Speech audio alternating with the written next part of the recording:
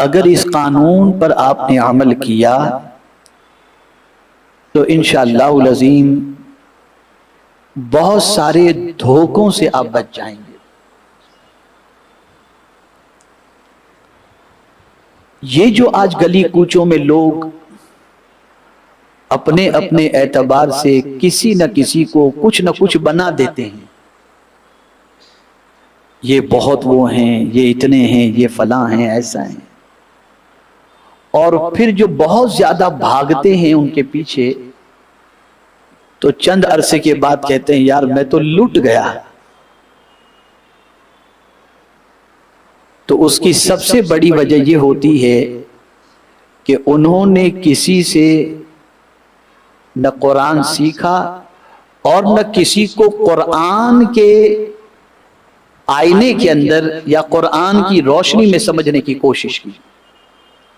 یہ ایک قاعدہ کلیہ میں آپ کو دے رہا ہوں کہ جس کسی کو بھی سمجھنا ہو انسان کو وہ کیا ہے کیسا ہے، تو اس کو سمجھنے کے لیے اللہ کی کتاب سے آپ سمجھو، انشاءاللہ العظیم دھوکہ نہیں کھائیں گے۔ امام علی مقام رضی اللہ المولا تبارک و تعالی عنہ کی شخصیت کو آپ نے اگر جاننا ہے اور پہچاننا ہے تو امام حسین رضی اللہ تعالیٰ عنہ کی زندگی کو قرآن سے جانیں، قرآن سے پہچانیں اور قرآن سے سمجھنے کی کوشش کریں، تو آپ کو ایسا لگے گا کہ اللہ نے امام علی مقام جیسا انسان امام علی مقام کے بعد شاید پیدا ہی نہیں فرمایا ہے۔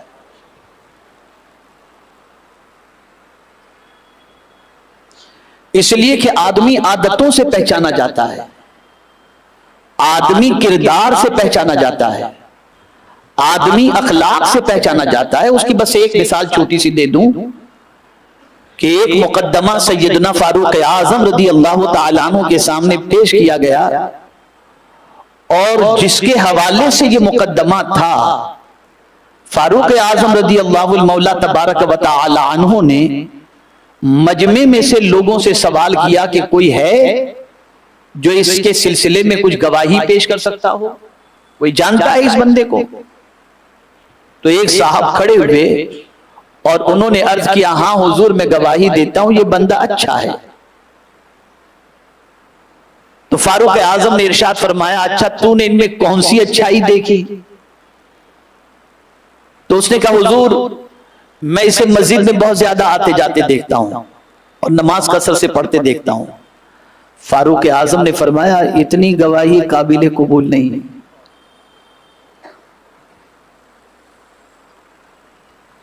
اب جو بات فاروق اعظم نے فرمائی اسے سنو۔ ارشاد فرماتے ہیں کیا کبھی تو نے اس کے ساتھ سفر کیا ہے؟ اس لیے کہ آدمی سفر میں پہچانا جاتا ہے۔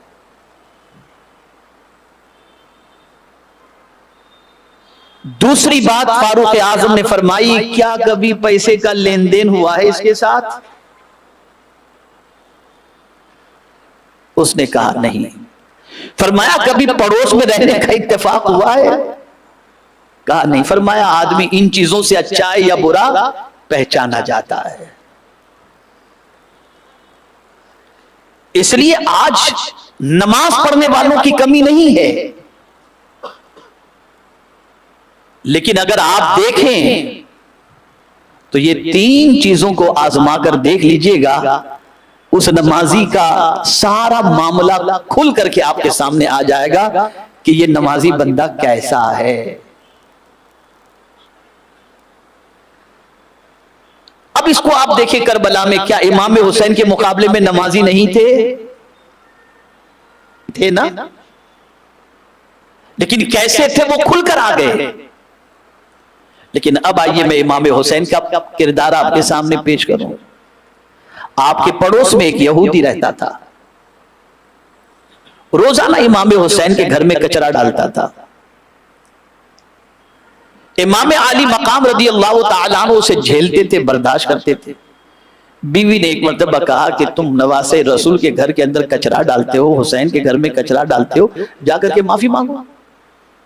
انہوں نے کیا بگاڑا ہے تمہارا؟ وہ گیا دروازے پہ دستک دی، امام حسین نے دروازہ کھولا، دیکھا تو یہودی سامنے موجود ہے۔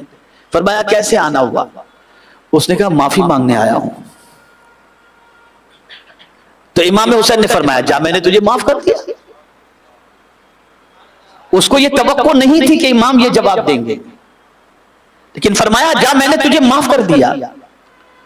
وہ کہتا ہے حسین یہ بتاؤ، مدینے میں نوجوانوں کی ایک بڑی تعداد تمہارے ماننے والوں کی ہے، میں کچرے پھینکا کرتا تھا، تم چاہتے تو میری اینٹ سے اینٹ بجا دیتے، لیکن حسین کیا بات ہے کہ تم نے میرے کچرے پھینکنے کا بدلہ مجھ سے نہیں لیا، اور آج میں اس غلطی پر معافی مانگنے آیا تو بھی تم نے مجھے کچھ نہیں کہا اور مجھے تم نے معاف کر دیا۔ حسین بتاؤ اس کی وجہ کیا ہے؟ اب سنیے، امام حسین جواب میں ارشاد فرماتے ہیں کہ میرے نانا جان نے یہ فرمایا ہے کہ جو پڑوسی کی مصیبت پر صبر کرے اس کا بدلہ جنت ہے۔ تو میں اپنے نانا کے فرمان پر عمل کیا، بس اس کی آنکھوں سے آنسو نکل گئے۔ اس نے دامن حسین پکڑا اور کہا نواسے کا کردار ایسا ہے تو نانا کتنے اچھے ہوں گے، اور پھر وہ مسلمان ہو گیا، پھر وہ مسلمان ہو گیا۔ یہ ہے پڑوسی کا معاملہ۔ معاملاتی زندگی دیکھ لیجئے، لین دین کا معاملہ تو کربلا میں امام حسین رضی اللہ المولا تبارک و تعالی عنہ نے جو آخری خطبہ دیا، اس خطبے میں کیا تھا؟ اس خطبے میں امام حسین رضی اللہ تعالی عنہ نے اللہ کی تعریف کی، اس کے رسول صلی اللہ علیہ وسلم پر درود و سلام بھیجا اور فرمایا کیا میں نبی کا نواسا نہیں؟ سب نے کہا ہیں آپ نبی کے نواسے۔ کیا میرے علاوہ اس وقت روئے زمین پر کوئی دوسرا بھی نبی کا نواسا موجود ہے؟ کہا نہیں۔ چلیے یہ اقرار کروا لیا انہوں نے۔ اب سنیے آگے کیا کہتے ہیں۔ یہ نہیں کہا کہ کبھی تم نے مجھے نماز قضا کرتے دیکھا، یہ نہیں فرمایا۔ یہ نہیں فرمایا کیا تم نے کبھی ماہ رمضان کے روزے چھوڑتے دیکھا، یہ نہیں فرمایا۔ یہ نہیں فرمایا کہ کیا کبھی تم نے مجھے حج چھوڑتے ہوئے دیکھا، یہ نہیں فرمایا۔ اب فرمایا کیا تو یہ آپ دیکھیں یہ کردار۔ فرمایا تم مجھ سے کیوں لڑ رہے ہو؟ کیا میں نے تم میں سے کسی کا مال کھایا ہے؟ آئی معاملاتی زندگی، کیا تم میں سے کسی کا مال میں نے کھایا ہے؟ سناٹا۔ کیا کسی کی زمین میں نے ہڑپ کر لی ہے؟ پتہ چلا نماز روزہ حج و زکات، توجہ چاہوں گا، نماز روزہ حج و زکات یہ بندے کا خدا سے معاملہ ہے۔ زکات کا حکم اللہ نے دیا، بندے کو بندہ دے دیتا ہے، لیکن یہ ساری چیز بندوں کے ساتھ ہے۔ لین دین کا معاملہ، مال ہڑپ کرنے کا معاملہ، آبرو پر ہاتھ ڈالنے کا معاملہ، یہ بندوں کے ساتھ کا معاملہ ہے۔ اور پھر یہاں ایک بات اور بھی عرض کر دوں جسے ذہن میں رکھیے گا، امام کی نظر میں سرکار کی حدیث تھی، اس لیے یہ خطبہ دیا امام نے۔ کیا حدیث تھی؟ شہید کے سارے گناہ معاف کر دیے جاتے ہیں سوائے قرض کے۔ اس لیے امام نے سب کے سامنے کہا ہے تمہارا کسی کا مال میں نے لیا ہو تو بتاؤ، تاکہ شہادت کے بعد دنیا گواہی دے سکے کہ حسین صحیح معنوں میں اللہ کے برگزیدہ بندے ہیں۔ یہ پہچان مسلمان کی ہونی چاہیے، یہ ہے پہچان مسلمان کی۔ آج چپل گھس جاتے ہیں۔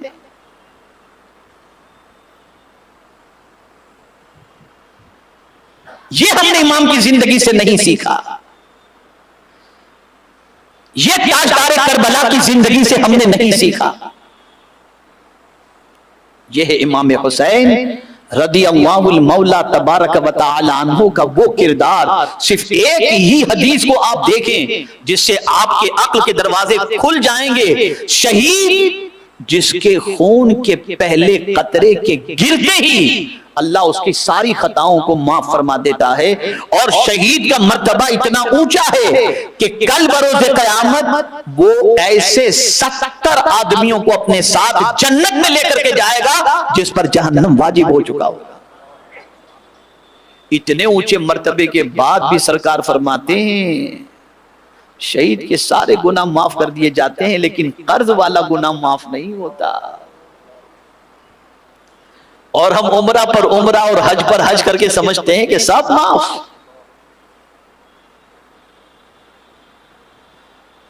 اور اگر تھوڑا سا سمجھاؤں تو بات سمجھ میں آئے گی.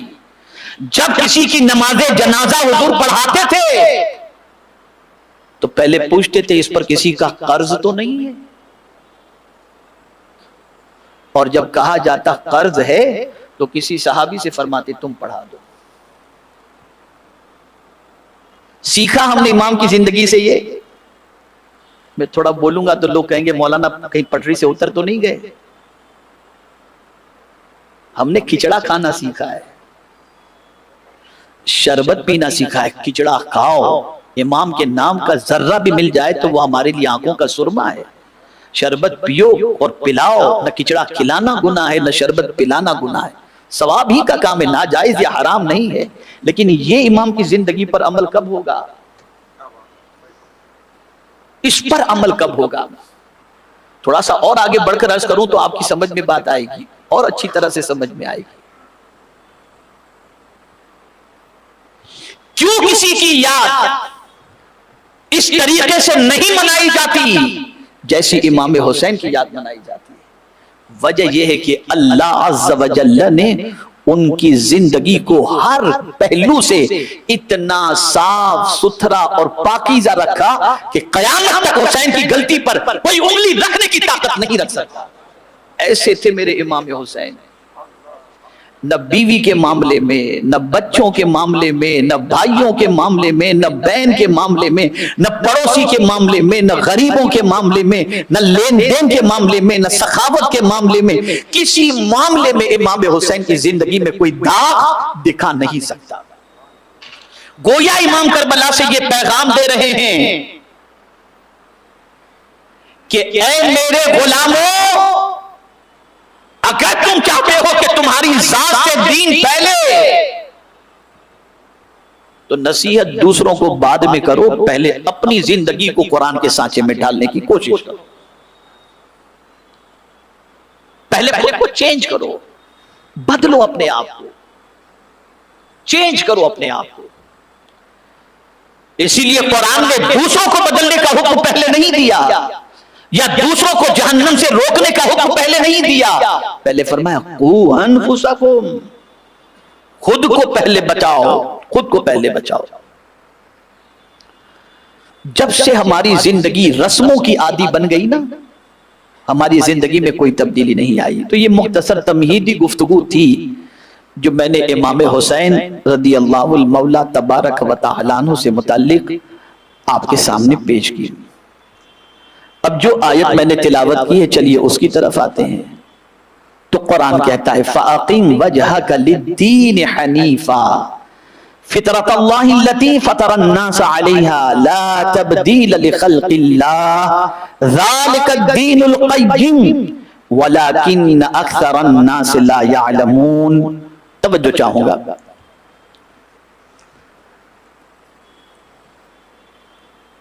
اللہ کیا فرما رہا ہے, رب کا ارشاد کیا ہے, اس ارشاد کو سنو اور اسے سمجھو اور پھر اس ارشاد کی روشنی میں امام کی زندگی کو دیکھو. قرآن کہتا ہے فَأَقِمْ وَجْهَكَ لِلدِّينِ حَنِيفًا, پس تم یکسو ہو کر اپنا رخ دین کی طرف کیے رہو. سب طرف سے توجہ ہٹا دو, یار دنیا یہ کر رہی ہے, نہ وہ یہ کر رہا ہے, نہ ایسا کر رہا ہے, آج کے دور میں ایسا نہیں چل سکتا, نہیں. چھوڑو سب کو. اللہ کیا فرما رہا ہے؟ جو لوگ یزید کے ساتھ گئے, بعض لوگ استرار کی حالت میں گئے ہوں گے, دباؤ کی پوزیشن میں, دل سے اس کے ساتھ نہیں ہوں گے, لیکن بعض لوگ گئے تو دولت کی لالچ میں گئے. حکومت کی لالچ میں گئے، مال کی لالچ میں دیکھا سب کچھ تو اسی کے پاس ہے. تو اب قرآن کہتا ہے چہرہ کہاں کرو. قرآن کہتا ہے چہرہ کہاں کرو. کیا یہ سب چمک دمک کی طرف کرو؟ کہاں کرو چہرہ؟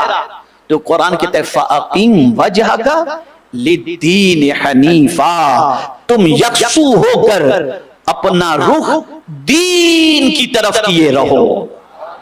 دین کہاں ہے وہ دیکھو. یہ جو جملہ عرض کرتا ہوں یاد رکھیے گا. اگر آپ یہ یاد رکھو گے نا انشاءاللہ آپ کو بہت کام آئے گا. آپ کسی کی زندگی میں دو چیزیں دیکھو، دنیا کس کے پاس ہے اور دین کس کے پاس ہے. جس کے پاس دین ہے اگر آپ اس کی طرف گئے تو آپ کی دنیا بھی سنور جائے گی اور آخرت بھی سنور جائے گی. اور جس کے پاس صرف دنیا ہے اور آپ اس کی دنیا کی طرف بڑھے تو دین بھی خراب اور آخرت بھی.